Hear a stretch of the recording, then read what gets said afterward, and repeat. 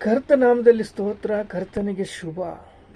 ಕರ್ತನು ಪರಿಶುದ್ಧನು, ಪರಿಶುದ್ಧನು, ಪರಿಶುದ್ಧನು. ನಮ್ಮನ್ನು ಕೂಡ ಪರಿಶುದ್ಧವಾಗಿ ಜೀವಿಸಬೇಕು ಅಂತ ಕರ್ತನು ಪ್ರೀತಿಸ್ತಾ ಇದ್ದಾನೆ. ಗಲಾತ್ಯರ ಪತ್ರಿಕೆ 3ನೇ ಅಧ್ಯಾಯ. ಗಲಾತ್ಯರ ಪತ್ರಿಕೆ 3ನೇ ಅಧ್ಯಾಯ 8ನೇ ವಚನ ಓದಿಕೊಂಡ್ರೆ, ದೇವರು ಅನ್ಯ ಜನರಿಗೆ ನಂಬಿಕೆ ನಿಮಿತ್ತವಾಗಿಯೇ ನೀತಿವಂತರೆಂದು ನಿರ್ಣಯಿಸುವುದಕ್ಕಾಗಿ ಶಾಸ್ತ್ರವು ಮೊದಲು ಕಂಡು ಅಬ್ರಹಾಮನಿಗೆ ನಿನ್ನ ಮೂಲಕ ಎಲ್ಲ ಜನಾಂಗಗಳಿಗೆ ಆಶೀರ್ವಾದ ಉಂಟುವುದೆಂಬುದೆಂದು ಸುವಾರ್ತೆಯನ್ನು ಮುಂಚಿತವಾಗಿಯೇ ತಿಳಿಸಿದನು. ನೋಡ್ರಿ, ಇಲ್ಲಿ ಅಬ್ರಹಾಮನಿಗೆ ವಾಗ್ದಾನ ಮಾಡಿದ್ದಾನ. ವಾಗ್ದಾನವೇನು ಅಂದರೆ, ನಂಬಿಕೆಯಿಂದಲೇ ನೀತಿವಂತರೆಂದು ಎಣಿಸುವರು. ಎಲ್ಲ ಜನರಿಗೆ ನಂಬಿಕೆಯಿಂದಲೇ ನೀತಿವಂತರೆಂದು, ಯಾರ ಶಕ್ತಿ ಮೂಲಕವಾಗಿಯೂ ಯಾರ ಯುಕ್ತ ಮೂಲಕವಾಗಿಯೂ ಇದರಲ್ಲಿ ಮಾಡುವುದು ಸಾಧ್ಯವಿಲ್ಲ. ಕೃಪೆಯಿಂದಲೇ, ಯೇಸು ಕ್ರಿಸ್ತನ ಕೃಪೆಯಿಂದಲೇ. ಯಾಕೆಂದರೆ ವಾಗ್ದಾನ ಮಾಡಿದ ದೇವರು ನಂಬಿಕಸ್ತನು. ನಮಗಾಗಿ ವಾಗ್ದಾನ ಮಾಡ್ತಾ ಇದ್ದಾನೆ. ಏನಂದು? ಅನ್ಯ ಜನರು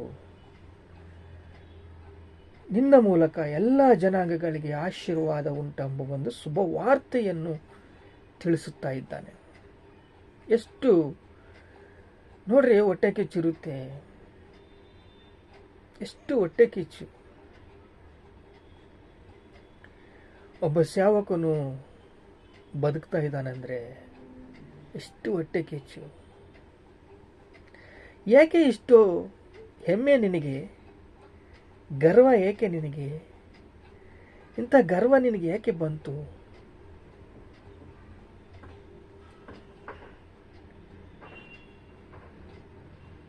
ಇಲ್ಲಿ ನಮ್ಮನ್ನು ದೇವರು ಕರೆದಿದ್ದಾನೆ. ಎಲ್ಲಿ? ಆದಿಕಾಂಡ 12ನೇ ಅಧ್ಯಾಯದಲ್ಲಿ ಅಬ್ರಹಾಮನನ್ನು ಕರೆದು ಏನು ಅಂತದನ್ನು ನೋಡೋಣ. 12ನೇ ಅಧ್ಯಾಯ.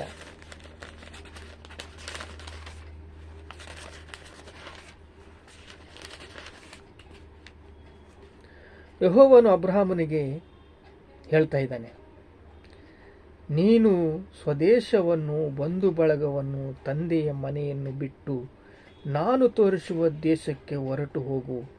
ನಾನು ನಿನ್ನನ್ನು ದೊಡ್ಡ ಜನಾಂಗವಾಗಿ ಮಾಡಿ ನಿನ್ನನ್ನು ಆಶೀರ್ವದಿಸಿ ನಿನ್ನ ಹೆಸರನ್ನು ಪ್ರಖ್ಯಾತಿ ತರುವೆನು. ನೀನು ಆಶೀರ್ವಾದವಾಗುವೆ. ನಿನ್ನನ್ನು ಹೆಸರಿಸುವವರನ್ನು ಹೆಸರಿಸುವೆನು, ನಿನ್ನನ್ನು ಶಪಿಸುವವರನ್ನು ಶಪಿಸುವನು.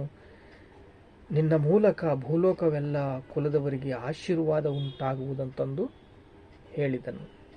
ನೀನು ಬಾ, ನಿನ್ನ ಸ್ವದೇಶವನ್ನು ಬಿಟ್ಟು ಬಾ, ನಿನ್ನ ಬಂಧು ಬಳಗವನ್ನು ಬಿಟ್ಟು ಬಾ. ನೀನು ನಿನ್ನ ದೊಡ್ಡ ಜನಾಂಗವಾಗಿ ನಾನು ಮಾಡ್ತೀನಿ ಅಂತ ಹೇಳಿದ ಕೂಡಲೇ ಅಬ್ರಹಾಮು ಬಂದ್ಬಿಟ್ಟ. ಒಂದು ಸಮೂಹವಾಗಿ ಬಂದ. ಅನೇಕ ದಾಸರನ್ನು ಕರ್ಕೊಂಬಂದು 25 ವರ್ಷ ಕೆಲಸ ಮಾಡಿದ. ದೇವರ ಸಮ್ಮುಖದಲ್ಲಿ ಕೆಲಸ ಮಾಡಿದ. ಇಲ್ಲಿ ನೋಡ್ರಿ, ಯಾರು? ಗಲಾತ್ಯರ ಪತ್ರಿಕೆ 3ನೇ ಅಧ್ಯಾಯ 6ನೇ ವಚನ. ಅಬ್ರಹಾಮನು ದೇವರನ್ನು ನಂಬಿದನು, ಆ ನಂಬಿಕೆ ಅವನ ಲೆಕ್ಕಕ್ಕೆ ನೀತಿ ಎಂದು ಎಣಿಸಲ್ಪಟ್ಟಿತು. ಅಬ್ರಹಾಮನು ದೇವರನ್ನು ನಂಬಿದ, ನೀತಿಯಿಂದ ಎಣಿಸಲ್ಪಟ್ಟಿದೆ. ಹೆಮ್ಮೆ ಬ್ಯಾಡ್ರಿ. ದೇವರನ್ನು ನಂಬಿದರೆ ನೀನು ನೀತಿ ಎಂಬ ಎಣಿಸಲ್ಪಡ್ತೀಯ. ಪೇತರು ಸಮುದ್ರದ ಮೇಲೆ ನಡೀತಾ ಇದ್ದಾನೆ. ಯಾಕೆಂದರೆ ಯಾರನ್ನಾದರೂ ದೇವರು ಕರೆದರೆ ಅದರ ಹೆಸರಿಗೆ ತಕ್ಕ ಸಾಕ್ಷಿಯಾಗಿ ಜೀವಿಸ್ತಾರೆ.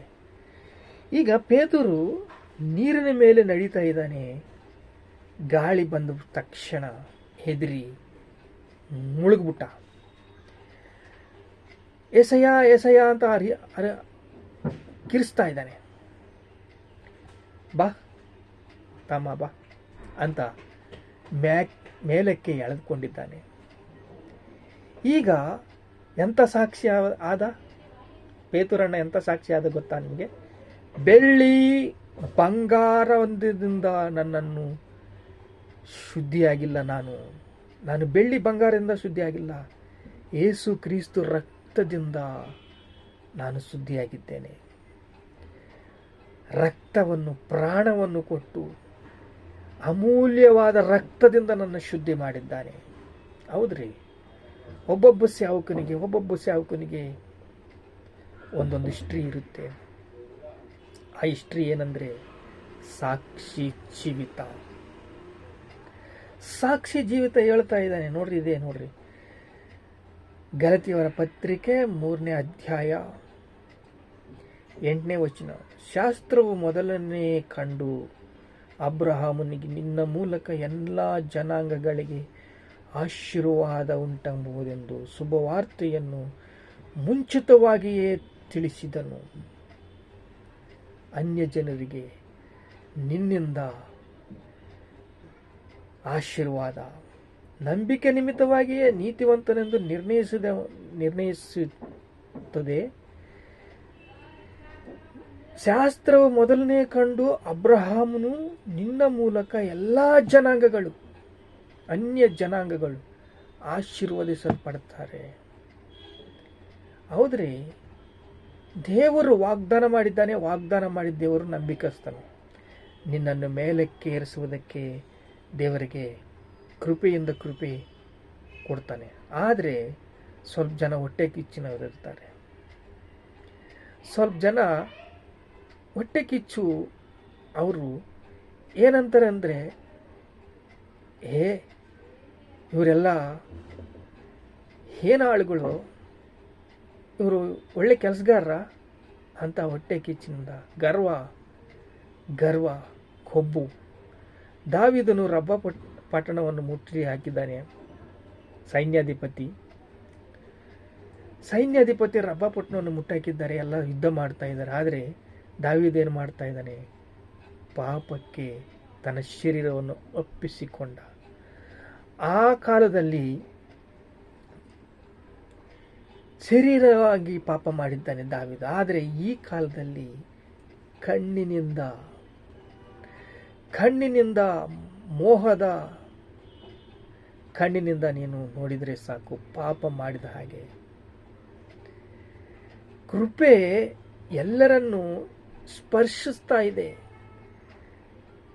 ಪಾಪ ವಿಸ್ತರಿಸುತ್ತಾ ಇದೆ. ಆದರೆ ದೇವರ ಕೃಪೆಯಿಂದ ನಾವೆಲ್ಲ ಎಷ್ಟು ಆರಾಮಾಗಿದ್ದೀವಿ.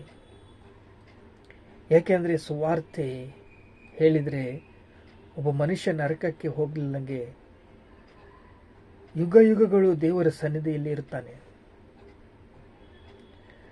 ಅಂತ ಮಾತು ಭೂಲೋಕದಲ್ಲಿದೆ, ಬೈಬಲ್ನಲ್ಲಿದೆ, ಸತ್ಯವೇದದಲ್ಲಿದೆ. ಅದು ನೀತಿವಂತರ ಹತ್ರ ಇದೆ. ಯಾರು ನೀತಿವಂತರು? ಪ್ರಶ್ನೆ. ಯಾರು ನೀತಿವಂತರಿಲ್ಲ. ಯೇಸು ಕ್ರಿಸ್ತ ರಕ್ತದಿಂದ ತೊಳೆದವರು ನೀತಿವಂತರು. ಯೇಸು ಕ್ರಿಸ್ತ ಕೃಪೆಯಿಂದ ಆಶೀರ್ವದಿಸಬಾರದವರು ನೀತಿವಂತರು. ಬೆಳ್ಳಿ ಬಂಗಾರದಿಂದ ನಾವು ಆಶೀರ್ವದಿಸಲ್ಪಟ್ಟಿಲ್ಲ, ಯೇಸು ಕ್ರಿಸ್ತನ ರಕ್ತದಿಂದ ನಾವು ಆಶೀರ್ವದಿಸಲ್ಪಟ್ಟಿದ್ದೇವೆ. ಈಗ ನಾವು ಆಶೀರ್ವಾದ ನಮಗೆ ಇದೆ. ಅದೇ ಆಶೀರ್ವಾದ ಏನು ಹೇಳ್ತಾ ಇದ್ದಾನೆ ನೋಡ್ರಿ. ನೀತಿವಂತರೆಂದು ಅನ್ಯ ಜನರನ್ನು ನಂಬಿಕೆ ನೀತಿ ನಿಮಿತ್ತವಾಗಿಯೇ ನೀತಿವಂತರು, ಅನ್ಯ ಜನರು ನಂಬಿಕೆಯಿಂದಲೇ ನೀತಿವಂತರೆಂದು ಎಣಿಸಲ್ಪಟ್ಟರು. ಹೆಂಗೆ? ಯೇಸು ಕ್ರಿಸ್ತನ ರಕ್ತದಿಂದ. ಪರಿಶುದ್ಧ ಜನಾಂಗ ಪವಿತ್ರಪಡಿಸುತ್ತೆ. ಯೇಸು ಕ್ರಿಸ್ತನ ರಕ್ತವು ಸಕಲ ಪಾಪಗಳಿಂದ ನಮ್ಮನ್ನು ಪರಿಶುದ್ಧಪಡಿಸುತ್ತೆ. ದೇವರು ನಂಬಿಕಸ್ತನು ಏನು ಮಾಡ್ತಾನೆ? ಪ್ರತಿ ಸೇವಕನನ್ನು, ಪ್ರಜೆಗಳನ್ನು, ಎಲ್ಲ ಜಾತಿ ಜನಾಂಗ ಪ್ರಜೆಗಳನ್ನು ನಮ್ಮನ್ನು ಆಶೀರ್ವದಿಸ್ತಾನೆ. ಆಶೀರ್ವದಿಸುವುದಕ್ಕೆ ಸಮರ್ಥನು. ಯಾಕೆಂದರೆ ನಮ್ಮನ್ನು ಕರೆದ ದೇವರು ಪ್ರೀತಿಯಿಂದ, ನಮ್ಮನ್ನು ಬೆಳೆಸಿದ ದೇವರು ನಮಗೆ ಕೃಪೆ ಕೊಡ್ತಾನೆ, ದಯ ಕೊಡ್ತಾನೆ, ಕನಿಕರ ಕೊಡ್ತಾನೆ. ಪ್ರಾರ್ಥನೆ ಮಾಡಿಕೊಳ್ಳೋಣ. ತಂದೆ, ನಿಮಗೆ ಸ್ತೋತ್ರ ಸ್ತೋತ್ರ. ಅಬ್ರಹಾಮನು ದೇವರನ್ನು ನಂಬಿದನು, ಆ ನಂಬಿಕೆ ಲೆಕ್ಕಕ್ಕೆ ನೀತಿವಂತರೆಂದು ಹೇಳಲ್ಪಟ್ಟ. ಹೌದು ತಂದೆ, ಹೌದು ತಂದೆ, ನಾವು ಬೆಳ್ಳಿ ಬಂಗಾರದಿಂದ ರಕ್ಷಿಸಲ್ಪಟ್ಟಿಲ್ಲ, ಯೇಸು ಕ್ರಿಸ್ತನ ರಕ್ತದಿಂದ ನಾವು ತೊಳೆಯಲ್ಪಟ್ಟಿದ್ದೇವೆ. ನಾವು ನೀತಿವಂತರು. ದೇವಾ ಸ್ತೋತ್ರ ಸ್ತೋತ್ರ ಸ್ತೋತ್ರ ಸ್ತೋತ್ರ ಸ್ತೋತ್ರ. ಕೊಬ್ಬು ಹೆಮ್ಮೆ ಇದ್ದವರು ಎಂದಿಗೂ ತಗ್ಗಿಸಿಕೊಳ್ಳಲಿಲ್ಲದವರು ಯಾವಾಗಲೂ ಹಾಗೇ ಇರುತ್ತಾರೆ. ಆದರೆ ತನ್ನನ್ನು ತಾನು ತಗ್ಗಿಸಿಕೊಂಡು ದೇವರ ಸನ್ನಿಧಿಯಲ್ಲಿ ನೆಮ್ಮದಿಯಿಂದ ತಾಳ್ಮೆಯಿಂದ ಜೀವಿಸಲ್ಪಟ್ಟವರಿಗೆ ಕೃಪೆ ಕೊಡ್ತೀಯಪ್ಪ. ನಿನಗೆ ಸ್ತೋತ್ರ ಸ್ತೋತ್ರ ಸ್ತೋತ್ರ ಸ್ತೋತ್ರ ಸ್ತೋತ್ರ. ಸ್ತುತಿ, ಮಹಿಮೆ, ಘನತ, ಪ್ರಭಾವಗಳು ಯೇಸು ಕ್ರಿಸ್ತ ನಾಮದಲ್ಲಿ ಚೆಲ್ಲಿಸ್ತಾ ಇದ್ದೇವೆ ತಂದೆ. ಆಮೇನ್.